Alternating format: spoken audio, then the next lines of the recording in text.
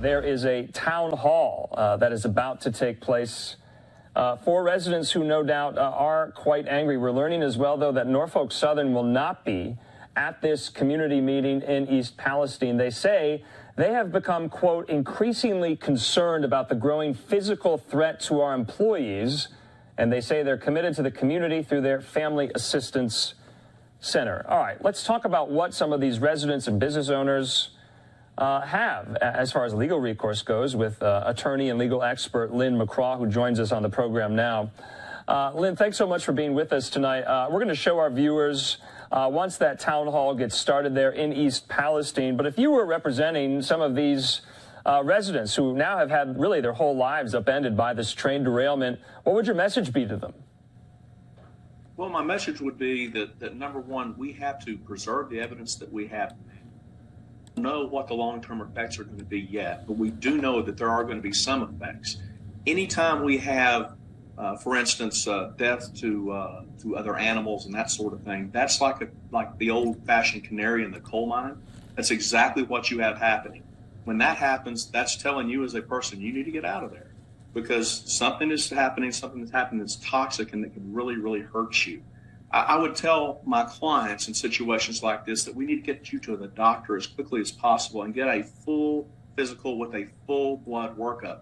The reason is that you really need to set a baseline so that when we follow up for months and even years later, we can prove what your physical condition was now at the time before we have long-term effects.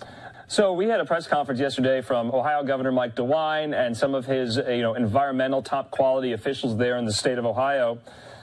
They said they have tested the air quality. They have tested the water. It does not pose a risk to residents. Now, they're urging residents who may have, private water wells. And this is not a municipal water well that the city runs. Those are much shallower in the ground to use bottled water. So if officials are saying that the air they're testing is okay and the water they're testing is okay, how does that change your case if you were representing some of these residents?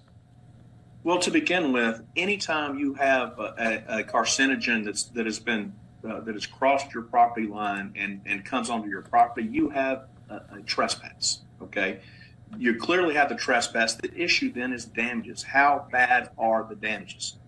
That's going to depend upon the long-term effects. Please understand that over years, standards change. We may think that a safe level of a chemical is a certain level right now, but in 3 or 4 or 5 years, we may realize that it's not a safe level at all. In addition, you have some chemicals that were being carried that were additives and other chemicals that are forever chemicals, and many of those are dangerous at any level. I definitely, if I had a client that was on a water well, on a shallow water well in that area, anywhere in that area, I would tell them absolutely do not drink from that water, do not cook from that water. You do not want to expose yourself to the potential of harm. Okay, Lin, also, though, let's flip it. If you're representing the major corporation that is Norfolk Southern, what would you tell them? They have pulled out of this town hall that's going to be taking place any minute. Do you think they need to be more transparent? They are going to be, well, I can't say that they're going to be more transparent. Okay. I can't say that is necessarily good for their long-term legal condition. They are going to want not to create additional evidence that could be used against them later. That's one of the reasons they're going to pull out. All they're going to do if they are in that town hall is make people more angry. They know that, and they're going to stay away from that. I think that's a smart move on their part.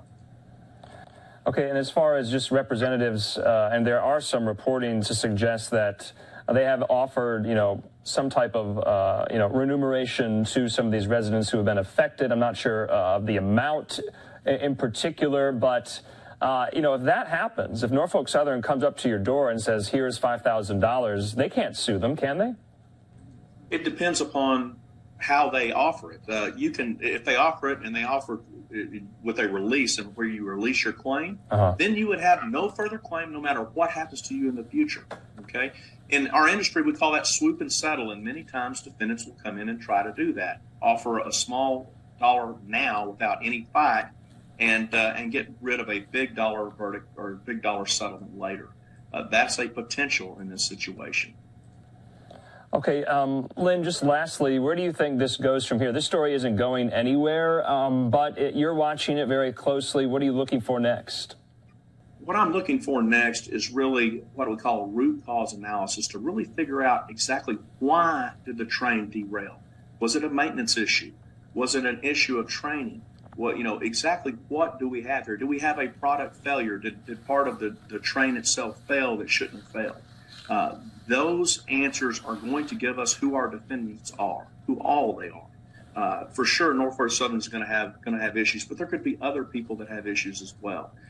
That's one of the things I'm going to be looking at, and also we're going to be looking at the long-term effects of this, looking for cancer clusters, looking for autoimmune diseases that increase in this particular area, or neurological diseases that increase in this area. All of these chemicals have been known to cause various illnesses that, this toxic exposure, we see commonly those types of illnesses. So that's what I would be on the lookout for. All right, Lin McCraw, we thank you for your insight into this major story. We'll definitely be speaking again. Thanks so much.